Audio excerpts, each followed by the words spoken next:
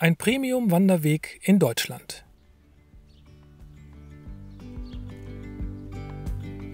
Genauer gesagt befinden wir uns auf dem Heidschnuckenweg.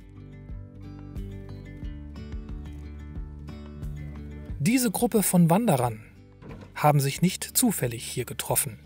Sie alle sind Mitglieder einer Initiative, die es sich zur Aufgabe gemacht hat, den längsten Fernwanderweg Deutschlands zu beschildern und zu etablieren. Bei dem Weg handelt es sich um den Nord-Süd-Trail, unter Kennern der Fernwander- und Thru-Hiking-Szene auch nur kurz NST genannt. Ein 3600 Kilometer langer Fernwanderweg, der vom nördlichsten Punkt Deutschlands zum südlichsten verläuft und vornehmlich in einem Stück und über mehrere Monate erwandert wird. Wir sprechen mit einigen der Mitwirkenden, aber auch mit den Wanderern, die gerade auf jenem Nord-Süd-Trail unterwegs sind. Ein kleiner Einblick hinter die Kulissen des längsten Fernwanderwegs der Republik. Yesterday there was sun and there was rain. Beauty in the mundane. Es ist sofort ersichtlich, dass diese Gruppe keine Tageswanderer sind, denn ihre großen Rucksäcke verraten ihre Identität. Es sind Fernwanderer. Der Nord-Süd-Trail ist ein Weg, der hauptsächlich autark absolviert wird. Es geht darum, einfach unterwegs zu sein und sich nicht an starre Etappenplanungen halten zu müssen. Doch zusätzlich zu Zelt, Isomatte, Schlafsack und der gesamten übrigen Ausrüstung sind diesmal auch Hämmer, Nägel, Schrauben und jede Menge Schilder mit dem Gepäck. Sie alle sind hier, um eine Sektion des Nord-Süd-Trails zu markieren oder, wie es im Fachjargon genannt wird, auszuflaggen. Der NST verknüpft über 35 Premium-Wanderwege miteinander. Und für jeden dieser Wege müssen separate Genehmigungen bei den Behörden und Wandervereinen angefragt werden. Wie Peter Hobbel, der für die Streckenkoordination verantwortlich ist, berichtet. Ich bin in der Initiative Nord-Süd-Trail für die Streckenkoordination zuständig. Das heißt, ich schreibe die Verantwortlichen der jeweiligen Wanderwege an und frage schlicht gesagt um Erlaubnis, ob wir den Nord-Süd-Trail dort beschildern dürfen. Ja, was natürlich für uns wichtig ist, darzustellen, das ist, dass wir also nicht, ich sag mal, den Charakter des etablierten Wanderweges, über den der NST läuft, irgendwie nur in einer Weise einschränken, schädigen oder sonst wie wollen. Wir nennen es das behutsame Beschildern, dass nämlich nicht an jedem Baum, an jedem Pfahl, überall ein NST-Logo zu sehen ist, sondern dass die Hiker, die Fernwanderer, die unterwegs sind, ab und zu mal sehen, oh, guck mal, Mensch, ich bin immer noch auf dem NST, super, perfekt, ich bin auf dem richtigen Weg. Deswegen wäre es natürlich schön, wenn mehr Wandervereine, Tourismusbüros in Deutschland der Initiative Nord-Süd-Trail positiv gesonnen wären und zustimmen würden, dass wir dort eine Beflaggung vornehmen dürfen. Natürlich auch immer mit den Auflagen des jeweiligen Wanderweges, wie das da auszusehen hat. Beispiel nochmal, der Heidschnuckenweg, da haben wir halt diese speziell gewünschten Schilder anfertigen lassen. Da würden wir natürlich immer darauf zurückkommen und uns daran halten, was die Wandervereine, die Ansprechpartner von uns möchten und von uns verlangen, damit wir da letztendlich uns darstellen dürfen. Ja, ich helfe ja auch mit bei den Behörden, dass man da mit denen das klärt. Ich habe bis jetzt tatsächlich, wenn ich eine Antwort bekommen habe, nur sehr positive Rückmeldungen bekommen. Also das finde ich tatsächlich total genial, wie viele Leute da sich doch sehr schnell von begeistern lassen, von unserer Idee, von unserem Konzept, was wir hier erreichen möchten. Also es geht ja auch letztendlich darum, dass wenn wir auf einem schon bestehenden Wanderweg unseren Weg etablieren, dass wir mit dem bestehenden Wanderweg kooperieren. Das wurde ja schon erwähnt, dass man dann auch auf deren Schilder mitachtet und auf deren Wege und dass man sich da einfach gegenseitig unterstützt, weil wenn wir schon lang laufen und das ja gerade mit dem Gedanken, dass wir den schon bestehenden Wanderweg als Grundlage nutzen. Gerade dann sollte man ja sich gegenseitig einfach unterstützen. Yesterday there was sun and there was rain, beauty in the mundane. And as the light startled our eyes, we let go of disguise. Was uns sofort auffällt, ist die eigene Sprache. Es scheint, dass es sich bei dieser Form des Wanderns um eine eigene Subkultur handelt. Eine Art Popkultur, die von den amerikanischen Wildnistrails übernommen wurde. Man spricht hier von Trail Angels, Zero Days und jeder hat seinen eigenen verrückten Trailnamen. Ein Begriff taucht jedoch immer wieder auf: der Thru-Hike. Diesen Begriff könnte man wohl am besten mit Durchwanderung übersetzen, was bedeutet, einen langen Fernwanderweg in einem Stück und ohne längere Pause zu erwandern. Aber lohnt sich eine solche Wanderung in Deutschland überhaupt? Ist es trotz der dichten Besiedelung und der fehlenden Wildnis möglich, in unserem Land noch ein wirkliches Abenteuer zu erleben? Es wird Zeit, einige Thru-Hiker, die gerade auf dem Weg sind, zu treffen. Uns interessiert, welche Erfahrungen machen Sie gerade auf dem Nord-Süd-Trail? Also ich bin seit 108 Tagen auf dem Nord-Süd-Trail unterwegs. Ich bin jetzt schon am Bodensee mittlerweile. Das ist eins meiner größten Lebenserfahrungen auch mitunter, den Nord-Süd-Trail zu wandern. Das ist gerade in Deutschland auch ein ganz besonderes Erlebnis, sein eigenes Land zu bewandern. Und was den Nord-Süd-Trail meiner Meinung nach auch so besonders macht, ist, dass es nicht einfach nur ein Fernwanderweg ist, sondern dass es ein Fernwanderweg der Wanderwege, der deutschen Wanderwege ist. Und dadurch kann man so viel erleben in Deutschland und so viel sehen vor allen Dingen. Und das ist auch generell beim Nord-Süd-Trail auch eine tolle Sache, dass man auch mit dem Orga-Team so direkt in Verbindung steht. Dass das nicht einfach nur so ein Wanderweg ist, den man so alleine läuft, sondern es ist eigentlich, man lebt den Trail, würde ich sagen. Man lebt wirklich auf dem Trail und mit dem Trail und mit den Leuten, die den Trail auch gegründet haben oder ihn leben lassen, ne? Also die ihn pflegen. Das ist wirklich eine schöne Erfahrung. Und dann dadurch hat man auch einen ganz anderen Blick auf den Trail. Mein Trailname ist Henro. Den habe ich übernommen von meinem Pilgerweg der 88 Tempel in Japan. Der heißt nämlich O Henro und da wird man auch so genannt, wenn man unterwegs ist. Und da habe ich gedacht, den behalte ich einfach, das ist gut. Warum ich den NST mache, ich wollte einfach auf einen langen Fernwanderweg gehen, ursprünglich auch nach Amerika.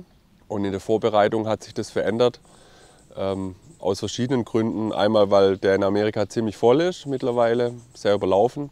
Und dann habe ich in der Vorbereitung vom NST erfahren über YouTube und fand es sofort sehr attraktiv, das vor der Haustür zu machen, weil es natürlich hier in Deutschland auch Neuland ist, weil es so einen Fernwanderweg in der Länge nicht gibt und ich das toll fand, sowas zu etablieren. Da habe ich gedacht, naja, wenn man will, dass sich sowas etabliert, muss man es ja wandern. Also dann streiche ich eben, sattel ich um, macht ja nichts und dann wandere ich den NST und bin damit mehr als zufrieden. Der NST ist eine super Idee, weil er eben so ganz viele Fernwanderwege miteinander verbindet, einem die Möglichkeit gibt, wirklich auch mal die 3600 plus Kilometer zu laufen, die man sonst immer nur bei amerikanischen Fernwanderwegen und Co. sieht. Und ja, es geht halt mitten durch Deutschland. Man sieht ganz viele unterschiedliche Kulturlandschaften, ganz viele unterschiedliche Menschenschläge. Und es ist einfach ein Traum, sich auch mal Deutschland zu Fuß so zu erwandern und so zu erleben.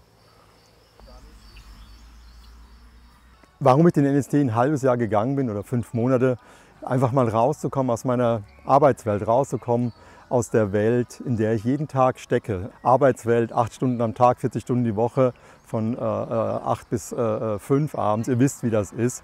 Und ich wollte einfach mal raus und der NST bot mir die Gelegenheit. Die Idee war gewesen, vom Kopf her frei zu kommen. Was ich gefunden habe, war was ganz anderes. Ich habe eine Community gefunden. Der NST zeichnet sich aus durch einen tollen Weg, der vom Norden bis zum Süden geht und viele wirklich Premiumwege einschließt. Rheinsteig noch einzelnen, Heidschnuckenweg, Pfälzer Weinsteig und. Ich könnte sie alle aufzählen, die sind auch im Internet, ist jetzt auf der Webpage. Das war wirklich so die Herausforderung.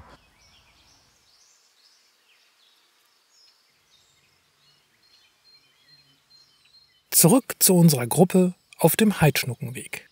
Mittlerweile ist es hier früher Morgen. Die Natur bestimmt den Tagesablauf auf einer Fernwanderung, nicht der Wochentag oder die Uhrzeit. Leave no trace, hinterlasse keine Spuren. Ein ungeschriebenes Gesetz, das für alle Thru-Hiker weltweit gleichermaßen gilt. Wir bemerken auch, dass hier große Sorgfalt darauf gelegt wird, sämtlichen Müll wieder mitzunehmen und den Platz so zu verlassen, wie er vorgefunden wurde. Ja, ich bin der Fabi, ich bin Trail Angel auf dem NST seit 1,5 Jahren jetzt und hatte dann im Internet gesehen, dass Leute gesucht werden, die beim Ausschildern helfen wollen, und dann dachte ich sofort, super Sache, das möchte ich unterstützen, hier in der Südheide das zu betreuen. Und es macht einfach super Spaß, dann Teile des Weges nochmal zu gehen. Ich bin den Heidschnuckenweg auch schon so mal gegangen, aber man entdeckt ja doch immer wieder neue Ecken und man merkt auch, die Resonanz bei den Leuten, die man so trifft, einfach ist sehr gut. Die fragen dann öfter mal nach, was ist denn das? Und dann, ja, habe ich schon gehört und wie toll. Und ich glaube, das trägt so auch zur Bekanntheit bei und ist einfach eine tolle Sache. Und ja, ich hoffe, dass das so weitergeht, dass wir das irgendwann bis ins Allgäu durchziehen können. Ja, und ich denke, alle freuen sich auch über mehr helfende Hände noch, wenn jemand irgendwo am Trail wohnt, dann da auch mit auszuschildern oder sich auch gern als Trail Angel zu melden, weil das kann ich auch sehr empfehlen. Trail Angel, Engel am Wegesrand. Besonders auf den nordamerikanischen Trails ist es längst zur Realität geworden, dass wildfremde Menschen einander helfen, obwohl dies in unserer Zeit fast wie eine Utopie klingt.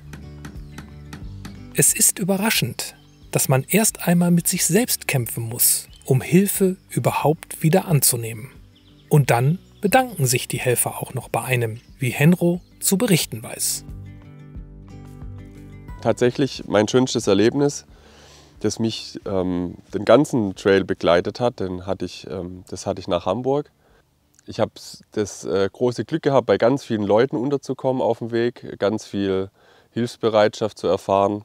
Nachdem ich bei Leuten übernachtet habe, haben die sich auch immer bei mir bedankt, dass ich das Angebot angenommen habe und was mich am Anfang so irritiert hat. Und das habe ich einer Trail Angel erzählt. Die bedanken sich ja auch immer bei mir. Und dann sagt sie, ja, klar. Und dann hat sie von dem Kinderbuch Frederik erzählt. Und Frederik ist eine Maus und sammelt nicht wie die anderen Mitmäuse Essen für den Winter, sondern sitzt einfach nur da und die Mäuse fragen, Frederik, was machst du denn da? Und Frederik sagt, ich sammle Sonnenstrahlen, Farben und Worte. Und später im Winter, als es kalt ist und die Mäuse frieren, als es grau und kalt, das Essen geht zur Neige, erinnern sie sich. Und dann sagt Frederik, du hast doch Farben gesammelt. Und Frederik erzählt ihnen von den Farben, den Sonnenstrahlen. Und dann hat die gemeint, und ihr Thru-Hiker, ihr Wanderer, ihr seid die Frederiks. Und ihr bringt in unser Leben, und wir müssen halt arbeiten und Essen sammeln. Ne? Wir haben hier Kinder und Haus. Und da bringt ihr die Farben und die Sonnenstrahlen rein. Das hat mich echt umgehauen, als sie mir das gesagt hat. Und das hat mich sehr inspiriert, auch immer wieder auf Leute zuzugehen, immer wieder von dem Weg zu erzählen. Und das hat mir Freude bereitet zu sehen, dass die Leute daran auch Freude haben, wenn man die Erlebnisse teilt. Und ich ja dann auch wieder. Also das ist eine ganz besondere Dynamik. Und das gefällt mir am allermeisten am NST. Der Nord-Süd-Trail scheint wirklich auf einem guten Weg zu sein. Doch angesichts von GPS-Navigationssystemen und Apps zur Wegführung fragt man sich, welche Bedeutung Wandermarkierungen heutzutage noch haben. Auch zu diesem Thema haben die Wanderer des NST eine eindeutige Meinung. Also ich finde die Markierungen eigentlich sehr, sehr wichtig, denn am Anfang ist es super Motivation gewesen, auch immer mal wieder ein NST-Zeichen zu finden und zu sehen. Und oft, wenn die lokale Wegmarkierung des Trails, des Teiltrails, den man läuft, nicht so optimal ist und man findet stattdessen halt einfach ein NST-Zeichen, ist das einfach eine super schöne Ergänzung, um auch sich einfach nicht zu verlaufen und nicht ständig irgendwie auf die Karte gucken zu müssen.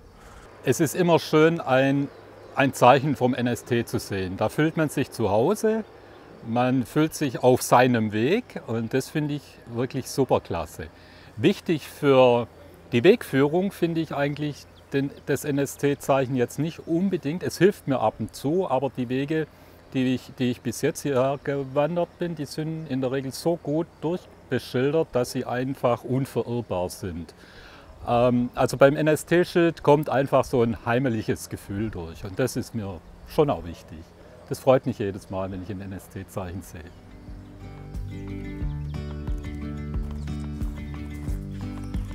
Der Nord-Süd-Trail wurde definitiv nicht als kommerzielles Projekt am Schreibtisch geplant.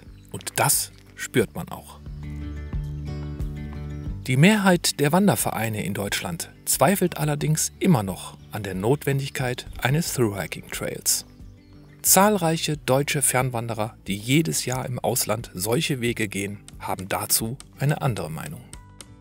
Trotzdem sind die Mitglieder der Initiative zuversichtlich, dass sie den NSD zusammen mit dem Deutschen Wanderverband verwirklichen können.